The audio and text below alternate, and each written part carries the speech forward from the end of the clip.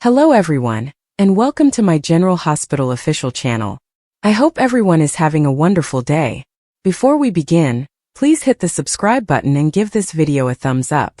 General Hospital spoilers state that Laura Wright has revealed the necessary recast. So let's discuss what it implies for Michael Corinthos' future. In a new interview with SOD, Wright discussed a forced recast that occurred earlier this year. Charles Measure chose to depart GH, which put the show in a bit of a bind and necessitated a quick replacement. Of course, Chris McKenna stepped up to the bat and assumed the role of Jack Brennan. Because of how everything turned out, Wright maintained she wasn't concerned about the chemistry no longer working, primarily because there was no other option. Wright was pleased with the show's recasting decision and gave McKenna a positive appraisal of her time in the part thus far. It's evident McKenna and Wright get along behind the scenes, so everything turned out nicely. However, this might be a good moment to analyze the parallels between the Brennan scenario and the one GH is facing with Michael. Duell's departure did not necessitate a prompt replacement, but the show is nonetheless left with a Michael-shaped void that can only be filled by this character.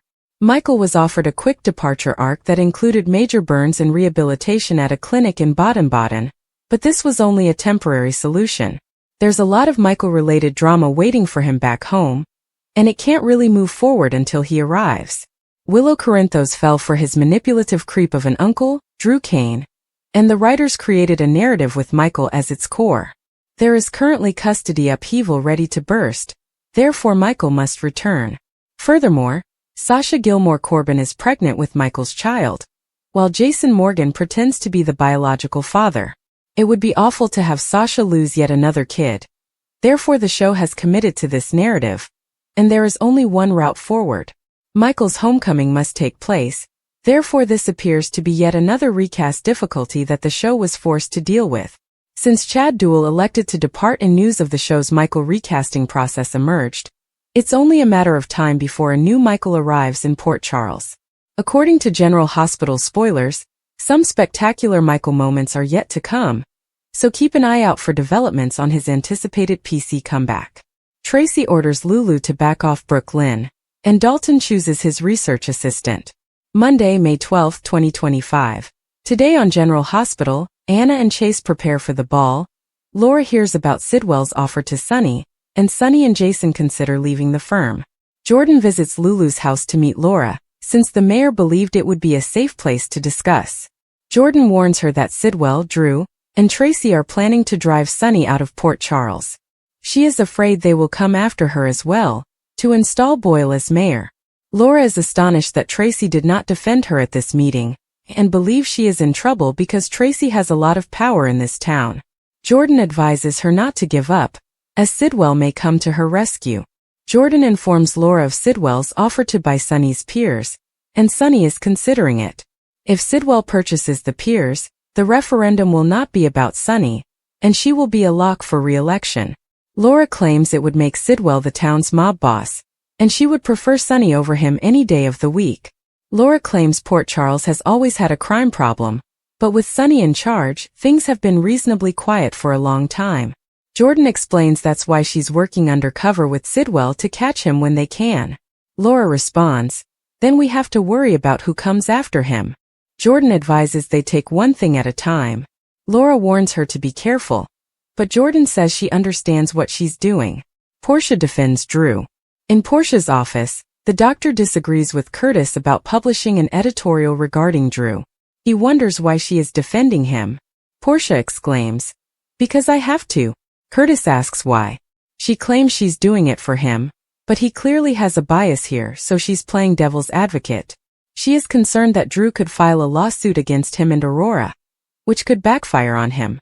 Curtis says he'll talk with his lawyers, but Portia fears it would appear that he's targeting Drew and his beautiful, innocent girlfriend. She asks him to abandon it for her sake.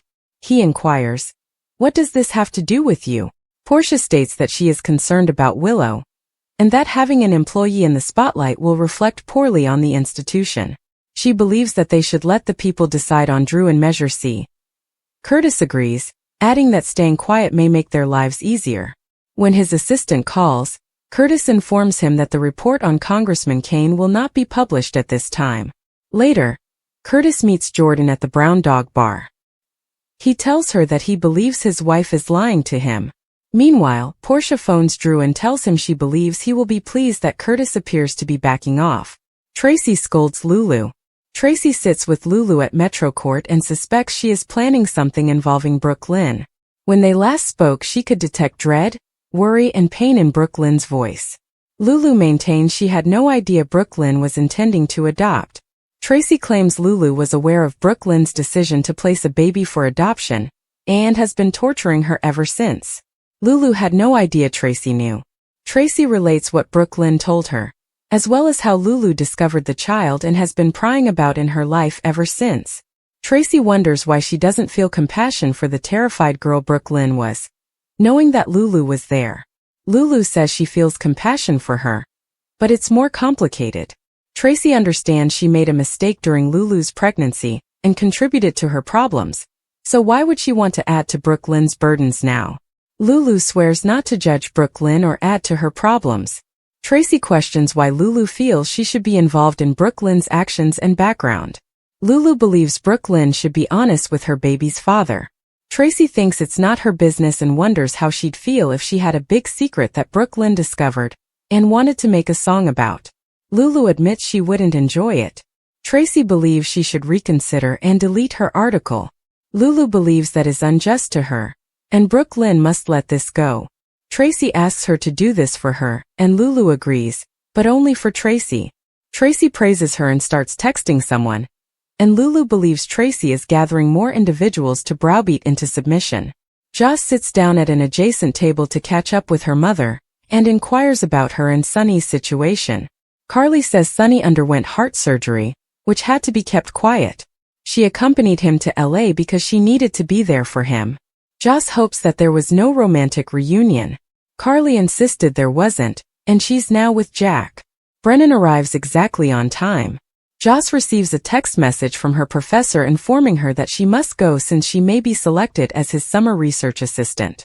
She takes off, and Carly tells Brennan that she believes Joss is warming up to him. Carly reveals that Joss has always been scared that her close relationship with Sunny may get her caught in the crossfire. But she now has Brennan and thanks him for all of his help in LA. Brennan claims he did it for her rather than Sunny. Carly is aware of how much he has done for her, and is concerned that he will face repercussions from his superiors. Brennan promises her that he will not get into trouble. He has given his life to the WSB, and has the right to take some of it for himself. She inquires if she is one of these things. He assures her she's everything and they lean in to kiss. Lulu enters unexpectedly, and informs Carly that they urgently need to speak privately. Dalton makes a decision. In Dalton's office, he apologizes to Emma for not being selected for the research position. Dalton shows her her model and tells her it's a mess. She insists it is not her work and that something is amiss. She cries, "My file must have become corrupted." Dalton claims he has to employ someone else, but she remains his top pupil. She explains that she truly wanted the assistantship. Brooklyn and Maxie are practicing their tango performance with Anna and Chase in the nurses' ball rehearsal space. Gio arrives to play the violin for them, apologizing for his lateness due to a night out. Gio updates them on what transpired with Rocco and Danny. Brooklyn apologizes to Maxie for pushing her to choose between her and Lulu as the trio begins their task. Maxie accepts her apology and wonders what prompted her to let go of whatever Lulu did this time. Brooklyn claims that she and Chase are starting the adoption process, which requires her to act like an adult. Maxie is relieved that she was not forced to choose between them, since she could and would never do so. During a break, Emma appears in tears and informs Gio that she did not receive the position with Dalton. She cannot understand how her model becomes so messed up. Gio offers she show him the previous version on her laptop because she desired it so badly. She believes it won't hurt and thanks him for the advice. Maxie talks with Anna about Sidwell, and whether she has discovered anything they should be concerned about. Anna has not, but she says she will continue to monitor the situation with him, and is ready to extradite Deception at any time. Brooklyn and Chase reappear, and Brooklyn announces that it is time to see what they have. Gio plays while Chase and Anna dance, and Maxie informs Brooklyn that her man has moves. Maxie believes this will be the night's standout performance. Later, Anna and Maxie go, and Chase invites Brooklyn to dance with him while Gio performs for them. Joss finds out at Dalton's office that she has been hired as his research assistant. Joss thanks him and is confident she will learn a lot from him. He explains that there is one condition. She must sign an NDA and a non-compete provision. She is delighted to sign it, and he welcomes her aboard. Sunny and Jason plan their exit. At Sunny's, he tells Jason that he has a heart condition and will not turn down Sidwell's offer for the sake of his family. This is how they get out of the business. He can utilize the money to invest in additional legal firms. Jason wants to leave as much as Sunny does, but he can't help but feel like this is a trap. Sunny is concerned about Sidwell as well, but selling to him avoids a turf war over the peers, and he will enforce the law with the other families.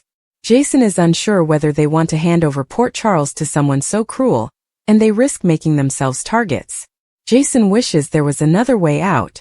Sunny claims Jason does not want the business, thus he must sell to Sidwell. However, there is something he must learn first. He needs to know that Sidwell has not been out to get him. The show's final moments. Tracy meets with Jason at Metro Court and requests that he use his decades of criminal experience to benefit their family. She asks him to find her great-grandson.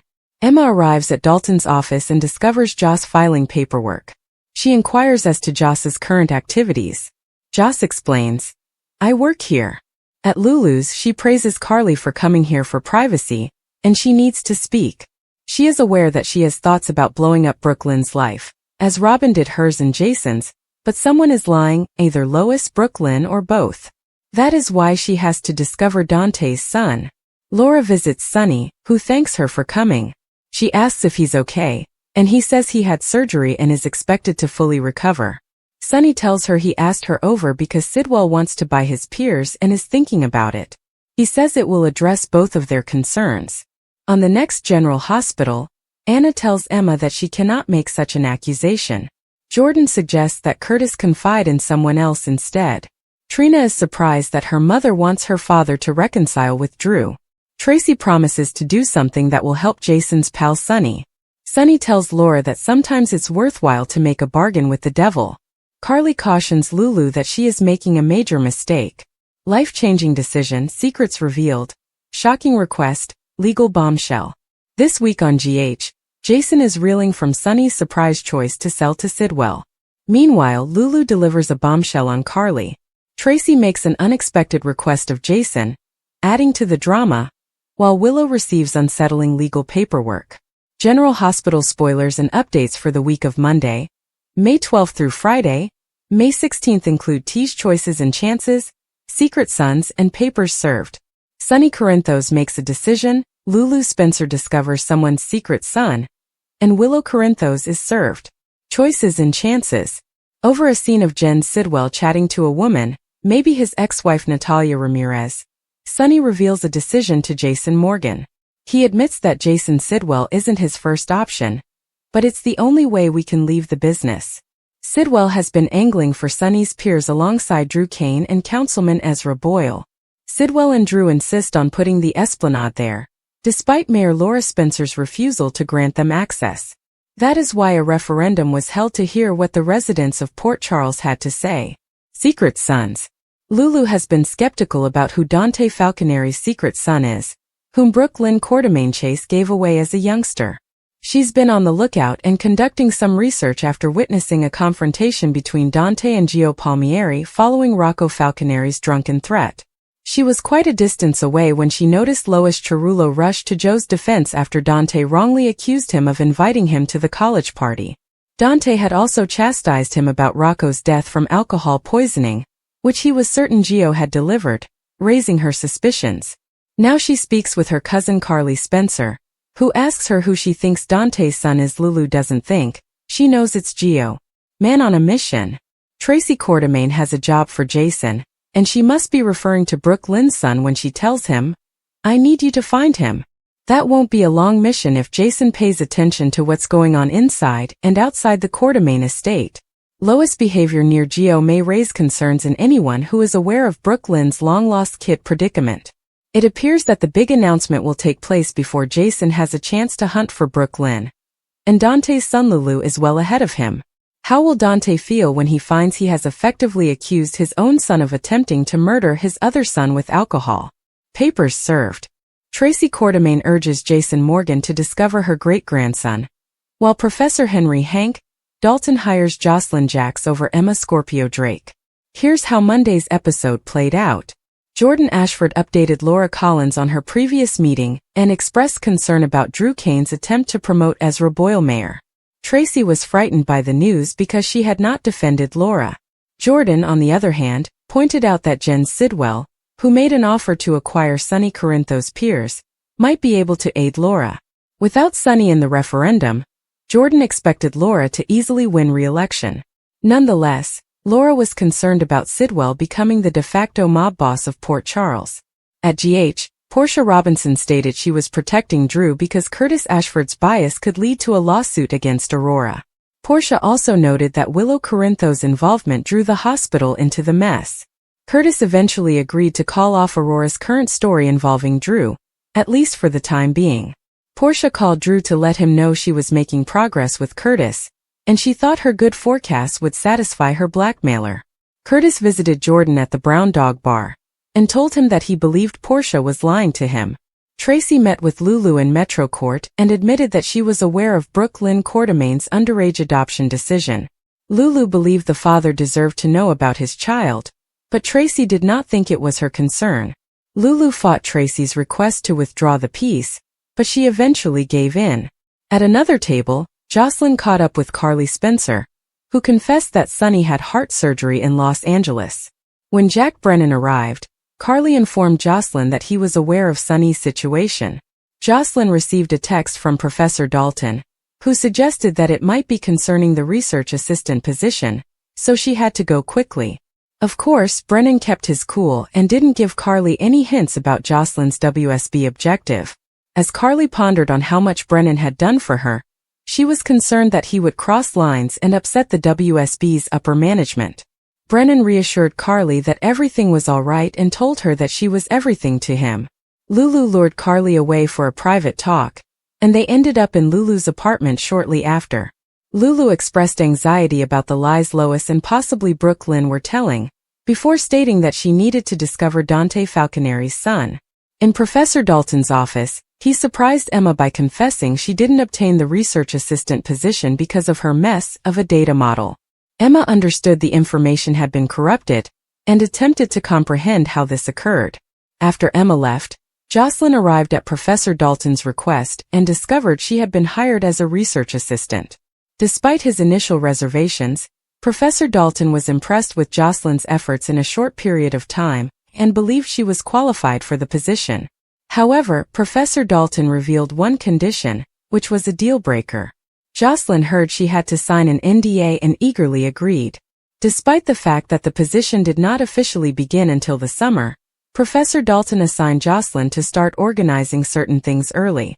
Meanwhile, Giovanni Gio Palmieri was meant to play the violin for Harrison Chase and Anna Devane's tango practice, as they were performing at the nurses' ball. Gio arrived late and apologized for the terrible night he had after Rocco Falconeri's ordeal. Nearby, Brooke Lynn withdrew her current demand, so Maxie was relieved she didn't have to pick between BLQ and Lulu, especially because she never would. Maxie was likewise excited when she learned about Brooke Lynn and Chase's adoption intentions. When Emma came, unhappy about her data model failure, Gio encouraged her to show Professor Dalton the previous version on her laptop. It wasn't as polished, but Gio persuaded Emma that it was worth a shot because she was truly interested in the research assistant position. Emma returned to Professor Dalton's office and discovered Jocelyn alone. Jocelyn confessed to working there after Emma asked her a question. Next, Gio played for Chase and Anna as promised, allowing them to practice their tango. Chase also suggested a dance with Brooke Lynn for fun, so Gio agreed to play the same song for them. At Sonny's residence, he tried to persuade Jason that accepting Sidwell's offer could be their only way out of the mob business. Jason believed it was a trap and was concerned about Port Charles's future with Sidwell in charge. Sonny stayed firm, but he wanted to be sure Sidwell wasn't behind the attempts on his life before they reached an agreement. After Jason left, Laura rushed to see Sonny and was relieved to hear that his heart surgery went well. Sonny also highlighted Sidwell's offer to buy his peers, suggesting that it would solve both his and Laura's difficulties. Jason returned to Metro Court and joined Tracy at a table, where she asked him to use his criminal knowledge to find her great-grandson. According to General Hospital spoilers, Tracy will face a significant geo curveball at some point, so stay tuned. General Hospital spoilers for Tuesday, May 13th, state that Sonny Corinthos will receive a danger warning, while a Drew King curveball puzzles Trina Robinson. Jordan Ashford will also find herself in an embarrassing situation. So here's what JH viewers should expect. As Sonny begins to speak with Laura Collins at his house, he will leap to his own defense. Although Laura is concerned about the consequences of conducting business with a dangerous individual like Jen Sidwell, Sonny will explain that it is sometimes necessary. Taking Sonny out of the referendum equation may help Laura retain her position as mayor, but she will be concerned about Port Charles's general future. With Sidwell in charge, things might quickly spiral out of hand, resulting in widespread disaster. Next, Portia Robinson will surprise Trina by supporting Curtis and Drew's reconciliation. Trina will express her confusion, so Portia will attempt to bluff her way out of another tight situation. Speaking of Portia's deception, Curtis Ashford just met with Jordan to convey that he fears his wife is deceiving him. Jordan will want to avoid this subject on Tuesday's episode, since she does not believe Curtis should be spilling to his ex-spouse. This is especially true given Jordan's dishonesty, which contributed to the dissolution of her marriage to Curtis. Nonetheless, Curtis could use someone to talk to right now so Jordan could give in eventually. Will Curtis suspect Drew of blackmailing Portia and wonder what he has on her? Carly Spencer will extract a confession from Lulu Spencer. Lulu will admit that she believes Dante Falconeri and Brooklyn Quartermain's now-grown child is Giovanni Gio Palmieri, but Carly will caution her not to spread this information further. Despite Lulu's view that Dante deserves to know the truth, Carly will be concerned that this revelation would cause absolute mayhem. Lulu may agree not to reveal anything until she has proof, but proof could be on the way because she will continue her investigation. Tracy Quartermain will continue to try to recruit Jason Morgan for a new assignment. Tracy is dependent on Jason to find her great-grandson, so she'll say she'll do a favor for Sonny if he agrees. Meanwhile, Emma Scorpio Drake will suspect Jocelyn Jacks of being responsible for the failure of her extra credit project. Emma should be convinced that her adversary snatched the research assistant position through sabotage now that Jocelyn has been hired. When Emma begins to level allegations, Anna Devane will apply the brakes. Perhaps Anna would argue that if Emma truly believes Jocelyn ruined her chances on deliberately, she should seek evidence before approaching Professor Henry Hank Dalton. Finally, it appears that Jocelyn will reassure Vaughn that she can pull this off. Despite Emma's wrath and suspicions, Jocelyn may believe she can handle her and complete the task Jack Brennan assigned. According to General Hospital previews, Jocelyn will provide updates on her efforts thus far, but Emma may be a bigger issue than she anticipated. Dalton did not take the choice to select Jocelyn over Emma for the vital duty of identifying Jason's great-grandson lightly. The stakes were high, and the family's history was riddled with secrets, betrayals, and unresolved issues. Jason, a character whose legacy loomed large over the family, had left a trail of secrets, and finding his great-grandson was the key to solving them. The decision between Jocelyn and Emma was more than just a matter of skill. It reflected trust, loyalty, and the complex dynamics that had built their relationships over time. Emma has always been a steady presence in Dalton's life. She was systematic and detail-oriented, with a thorough awareness of the family's archives. Her ability to dig through decades of records and piece together disparate clues was unparalleled. She had contributed significantly to prior investigations, gaining Dalton's esteem and gratitude. However, she was overly careful at times. She chose certainty over risk, and in such an unpredictable quest, Dalton was concerned that her hesitancy might result in missed possibilities. Jocelyn, on the other hand, was a wild card. She was daring, intuitive, and unafraid to pursue alternative approaches to discovering the truth. Her contacts went beyond the family's customary circles, and she had a talent for persuading even the most hesitant sources to speak. Although she lacked Emma's meticulousness, she compensated with sheer tenacity and the capacity to think outside the box. Dalton had previously witnessed her in action. When others had run out of options, Jocelyn found a solution. The tension between the two women was evident. Emma intended to lead the search because of her family background and experience. Dalton's choice of Jocelyn sent shockwaves across their inner circle. Some saw it as a betrayal, while others viewed it as a necessary risk. Emma, despite appearing collected, was genuinely hurt. She had devoted years to the family's affairs, and being overlooked felt like a rejection of her accomplishments. Jocelyn, aware of the tension, attempted to reassure Emma that this was not a reflection of her abilities, but rather a strategic choice. The hunt required someone who could explore the shadows, ask tough questions and push boundaries, all of which Jocelyn possessed in abundance. Emma, despite recognizing the rationale, couldn't shake the suspicion that Dalton's decision was also impacted by personal biases. Had he grown tired of her cautiousness? Did he consider Jocelyn as more compatible with his own adventurous approach?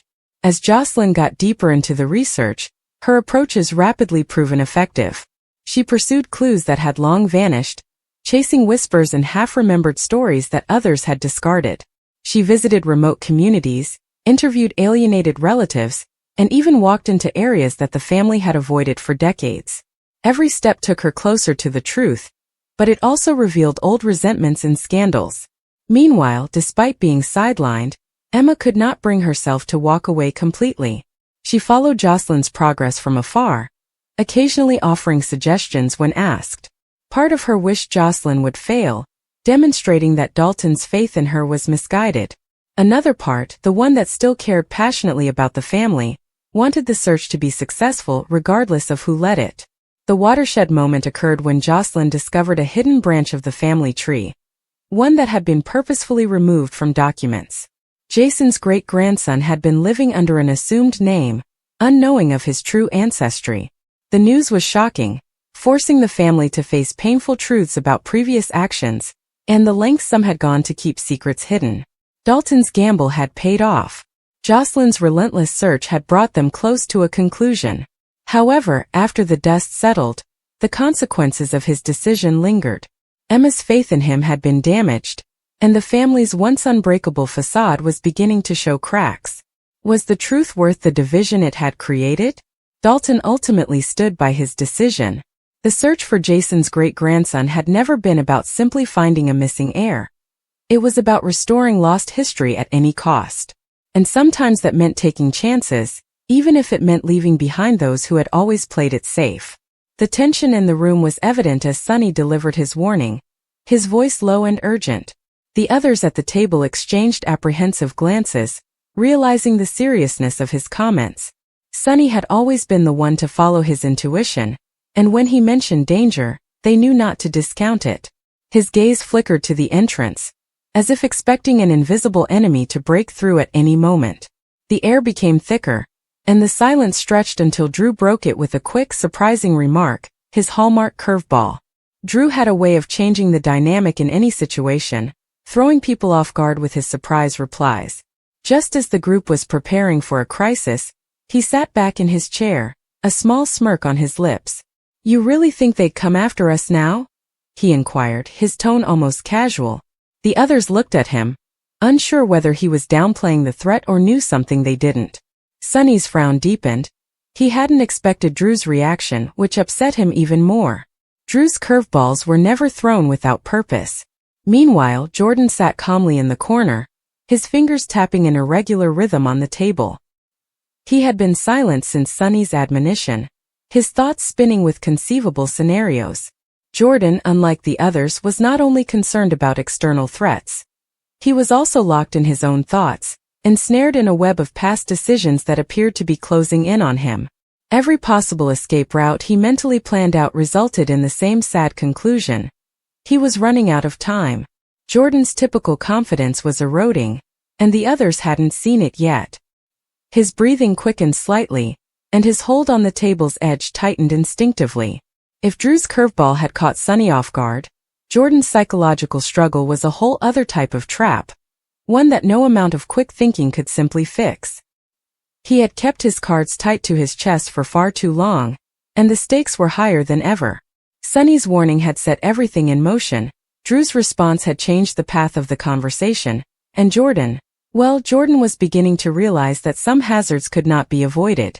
The clock was ticking, and none of them realized how little time they had left.